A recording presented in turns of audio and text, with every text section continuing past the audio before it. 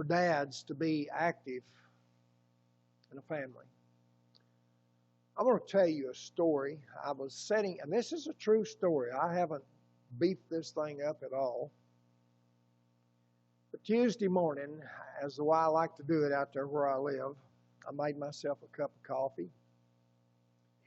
And I went out on the front porch getting ready for the day to watch the sun rise. Anybody else do anything like that from time to time?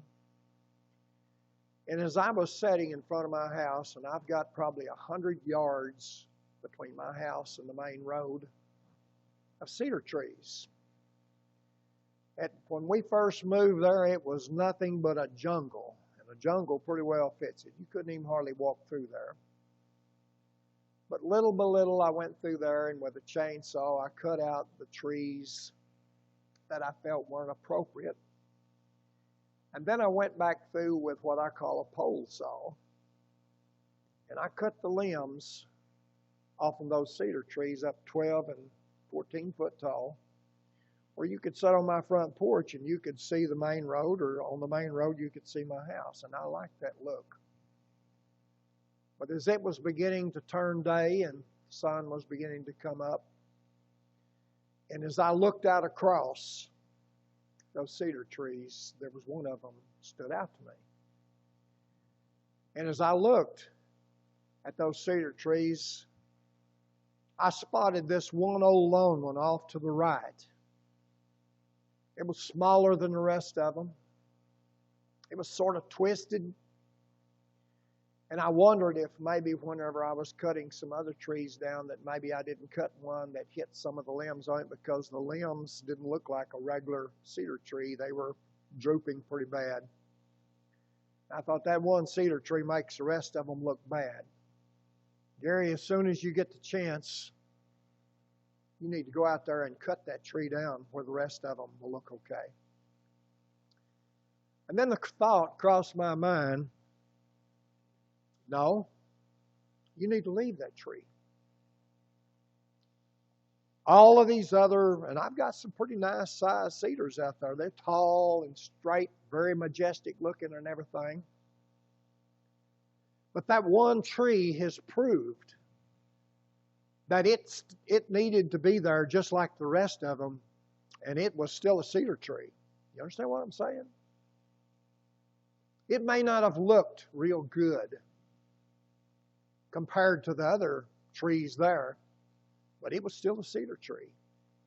And you know what? It proved something that the others had never had to face. It proved that even though it had been twisted, even though it had probably been abused, and probably by me, that it had endured and lasted along there. Now, why am I telling you the story of a cedar tree this morning? It's because I'm going to try to make the connection this morning that cedar trees are like daddies. This is Father's Day. Some daddies, they've got it all together. Everything is just fine. They're those big, majestic-looking cedar trees that grow straight and tall and easy to look at. Some daddies are like that. A lot of them are. But some of them are the ones that are twisted. Things have happened in their life that's caused them not to be able to grow like the others. Something has happened that has twisted and gnarled them around to where that they don't look real good when you look at them, but they're still cedar trees. Now, you know what, daddies? And you're going to hear it from me as the very first one. My girls growing up, I certainly wasn't a perfect daddy. I'm kind of like that cedar tree off to the side. At times in my life of being a daddy, I didn't look very majestic. I looked a little twisted. But the thing about it is, I'm still a daddy. And this is a miracle within itself. My girls still love me. even though that I may not have done everything, Scott, that I should have. I look back and see a lot of mistakes that I've made. But you know what? I'm still a daddy. I'm still a cedar tree, even if I may be twisted. And I've got a reason to live among the rest of those trees, just like the big, majestic ones do, that maybe haven't made as many mistakes as I have. Now, you know, sometimes in our lives, some of that twisted, some of those limbs hanging the wrong way and everything, that may be something because of things that we've done, mistakes that we've made along the way. That's caused us to look like that. But you know what? Every one of us make our mistakes. Every last one of us, daddies. But still our children love us. I want to give you this before I go into some verses this morning. I was on Facebook real early this morning, and I was talking back and forth to one of the girls that I went to high school with. It was a year below me, and the reason we were talking, she had put a picture of her as a little bitty girl and her daddy on the Facebook, and she said, "Happy Father's Day, Dad, even though you're in heaven." And I told her, I sent this text back to her, and I said, he sure was a handsome guy. And you know what she told me, what she wrote back? She said, he was my hero. Daddies, you're your children's heroes. Whether you realize that or not, even though you've made a lot of mistakes, you're your children's heroes in a lot of cases. And they still look up to you. You know, there's an old saying about daddies could have hung the stars. Well, I think there's a lot of truth to that. But here's what I want us to realize this morning. And I realize that Satan, he's got his foot in the door on everything that he can to turn things upside down. I know that. How do I know that? Because he does on me. But this morning, Satan is going to cause you to look at yourself like that little cedar tree off to one side that's twisted and all of these things that go wrong and everything. And he's saying, you really don't need to even act like you're a daddy to your children. But you know what? He's still a cedar tree. He's still got a reason and a purpose there. Here's what I want to try to get across today. People, we live in a time today. We live in a time to where that things are going on today that will destroy families. It will destroy your children. And it's not something in some far off places. Some of it is even taking place in our schools now. Things that shouldn't be there. There is a need for daddies being an important part within their children's life just as much as the mama.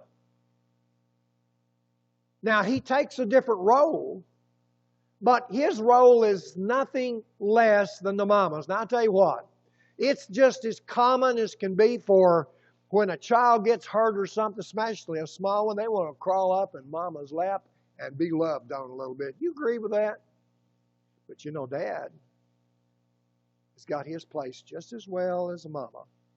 Let me tell you something. We live in a day and time right now to where that a lot of times singles, mamas and daddies are bringing up their children by themselves. But you know, God didn't really set it up that way. He set it up to where that both of them were there. And let me tell you something. If you got daughters in particular, your daughters needs to see a daddy that can help them in their life, that gives them encouragement toward their future, not as a child, but as an adult. And the same way here, both are needed, but the point of it is, they're your heroes, or you're their heroes. And they need you in their life. Whatever you've done in the past, whether your life is twisted like some old cedar tree, off by itself and maybe not very majestic looking in the eyes of the world, you still got your right to be a daddy. This morning, Phil, if we could, I'd like for us to look into the book of Deuteronomy chapter 6. And I want to read to you verses 6 through 9 to show you these are the duties. And I believe the duties is that God, first of all, the way He set things up, the man is supposed to look after his family. I believe that with all of my heart. That is his responsibility. He takes care of things that he wants second, but his wife and his children come first. But in the book of Deuteronomy, this is so appropriate. When the children of Israel, after living 40 years in the wilderness, they didn't have a permanent home. They were getting ready to cross into their promised land, cross the river Jordan. And this is some of the things that they're told. This is what you need to remember when you get there. Listen to this. This is talking about parents. And in Deuteronomy chapter 6, verse 6, it says this. In a sense, this is a command. And these words which I command thee this day shall be in thy heart. Why is that important? If something's in your heart, that means that you teach it and that you carry it out to your children in a way that's from the heart. That'll be much better than just something down on a piece of paper. But he said, these are the things I command you this day. These words shall be in thy heart. And notice what he says in verse 7. And thou shalt teach them diligently. Diligently. What does that word even mean? You're looking at somebody that's real poor with words, and it's hard for me sometimes to figure out what does diligent mean right here. That means with effort. Put your all into it. That would be with heart again. And he says, thou shalt teach. He's talking about the laws of God diligently unto your children, and you shall talk with them when thou sittest in thy house, and when thou walkest by the way, and when thou liest down, and when thou risest up. In other words, by that verse there, he's saying you need to teach these things to your children wherever you're at and whatever you're doing. And that's important. Now, he not only says that, but in verse 8 he says this, and thou shalt bind them. What does that mean? Tie them. He's not talking about binding them down. He's talking about tying something on them. And thou shalt tie them for a sign upon thy hand, and they shall be frontlets, kind of like an ornament between thine eyes, and thou shalt write them upon the posts of thy house and upon thy gates. Being an old guy, I know how important it is to write things down on a piece of paper anymore. That's the only way I get some things done, David. But have you ever seen anybody before that goes in there and they know that they're going to have to go into the restroom where they got a mirror and get ready, and they'll put a little sticky up there on the front of you? You ever seen anybody do that before?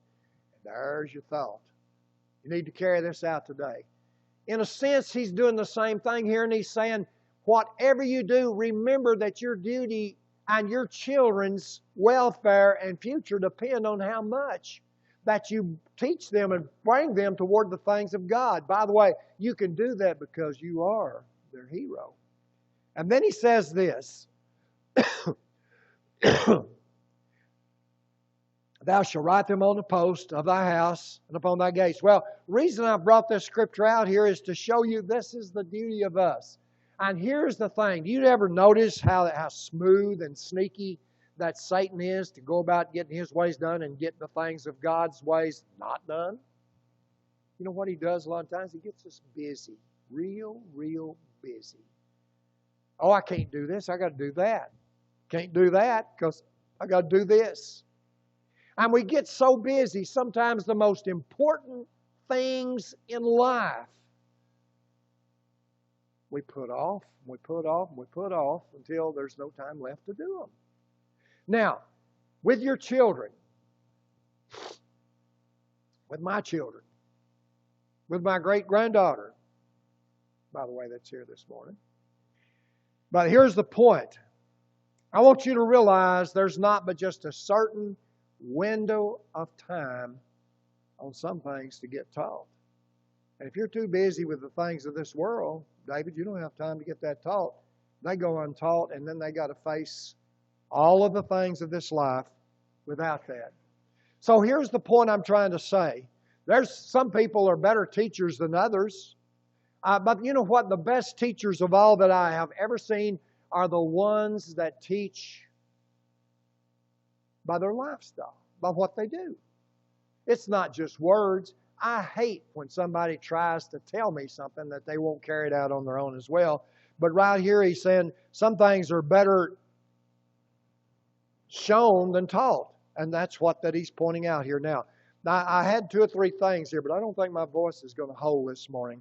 But in the Bible, we've got all kinds of examples, especially in the Old Testament. I'll just give you one. You don't have to turn there, but in 1 Kings chapter 22, verse 52, it talks about this guy by the name of Ahaziah. He was the son of Ahab. Ahab was a bad dude as far as a king of Israel. And he walked in the ways of his father. He followed the ways that his dad had shown him, and he was evil as well. Now, that's something that we need to be careful of in our life. And so there is a bad example. But here is another example that I think is important that we realize. Are you proud of your children? Yes, I am. I'm proud of my children. Let me read you something here that I come up with. This was from a guy that was a Gideon. He says, an honorable man is the delight of his father. It brings pride to him whenever that his son does something that's honorable. And that's a case that I find it's true today.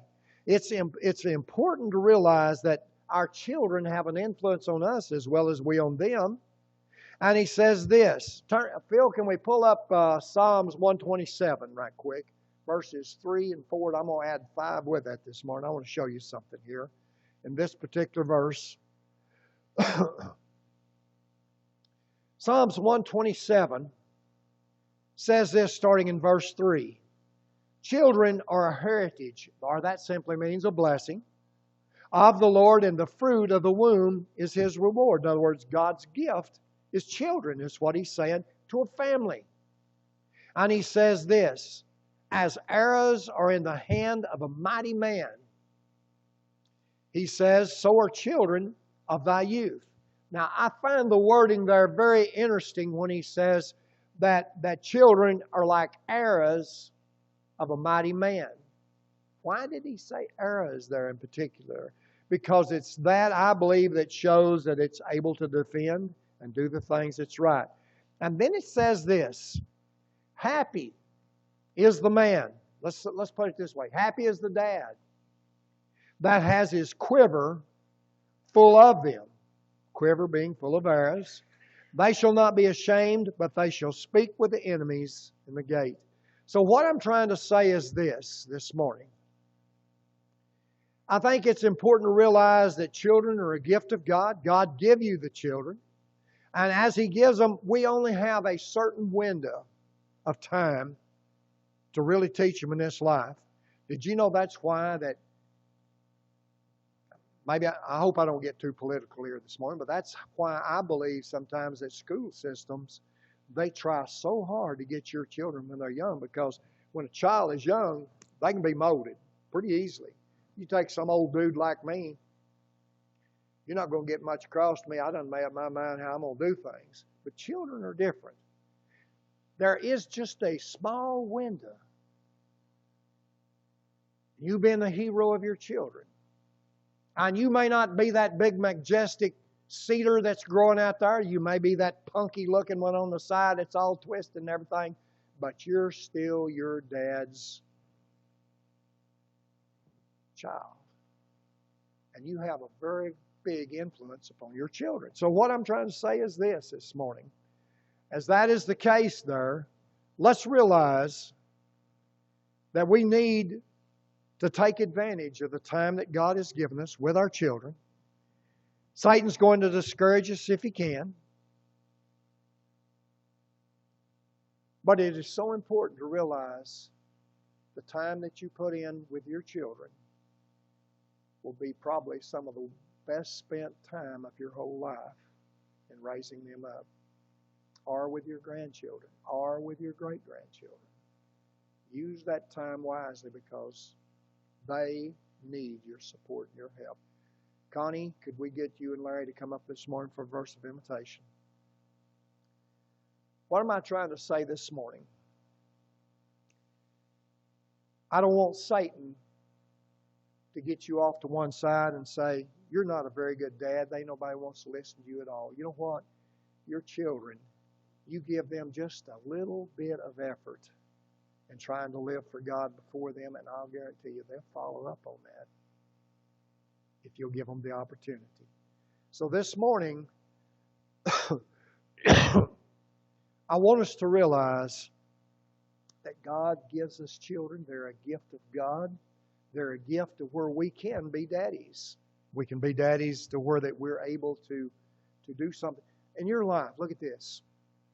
Which do you think will be more important when you die? To leave $1 million to your family, or to leave them the ways of God? I can tell you what I think it is. Money can go through your fingers in no time at all. But the things of God is something, once that is imprinted on your children, and you can do that. You don't have to be the smartest man in the room. You don't have to be the sharpest pencil in the can. But you do have to be willing to do your best to point your family to the things of God. And the best way you can do that is by example. This morning, if you found that yourself off to one side, that you're not able, or you haven't been maybe the kind of daddy that you need to be, why don't you make a change right now this morning? As we stand this morning, have a verse of invitation. If God's touching your heart and you realize you need to live closer to Him, to be the kind of daddy that they're wanting to celebrate you with this day, will you not put it in God's hands and give Him the rule in your life to be able to do the things that really needs to be done? Can we have a verse of invitation?